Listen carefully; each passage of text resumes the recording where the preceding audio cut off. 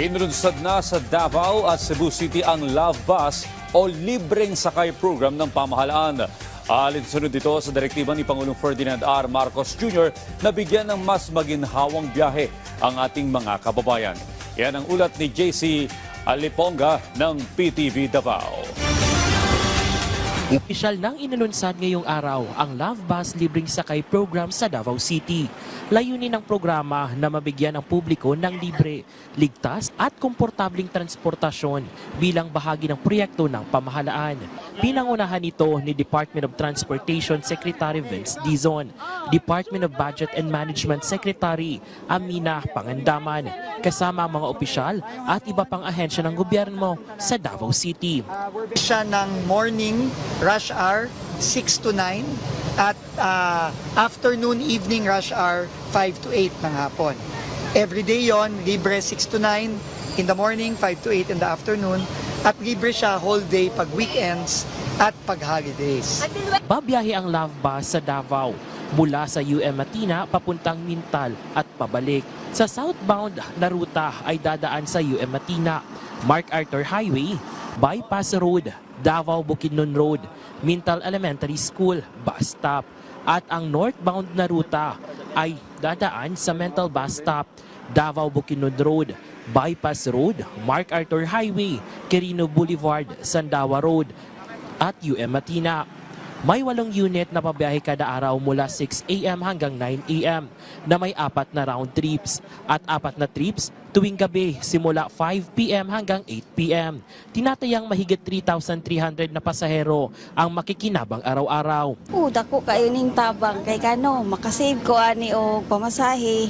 Unya dali ra pud maabot kaysa kung mag-jeep ko. Kasabay din ang paglulunsad sa Cebu City kung saan sumakay sina Secretary Vince Dizon, Secretary Amina Pangandaman at Department of Tourism Secretary Cristina Frasco para subukan ang Love Bus. As you know, the Love Bus was started in the late 70s and in the 80s in Metro Manila. But the President wanted to revive it, but even make it even better.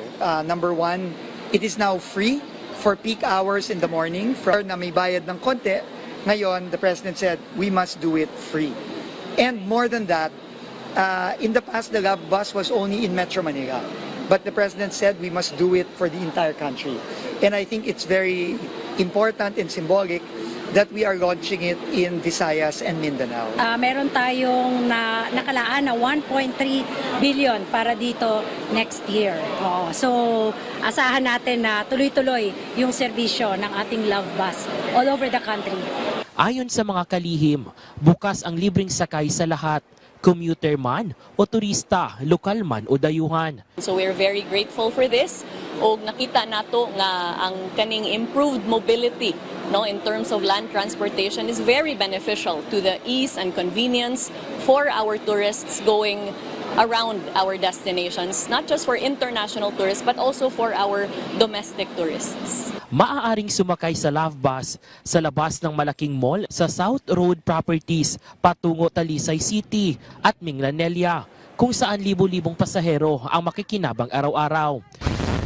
Ang Love Bus program na unang nakilala sa Metro Manila noong 1970s at ibinalik upang itaguyod ang modernong sistema ng transportasyon sa ilalim ng direktiba ni Pangulong Ferdinand Marcos Jr. Layunin nitong makatulong sa mga pasahero at PUV driver sa pamamagitan ng performance-based compensation at pagpapabuti ng serbisyo sa pampublikong transportasyon. Mula dito sa Davao City, JC Aliponga para sa Pangbansang TV sa Bagong Pilipinas.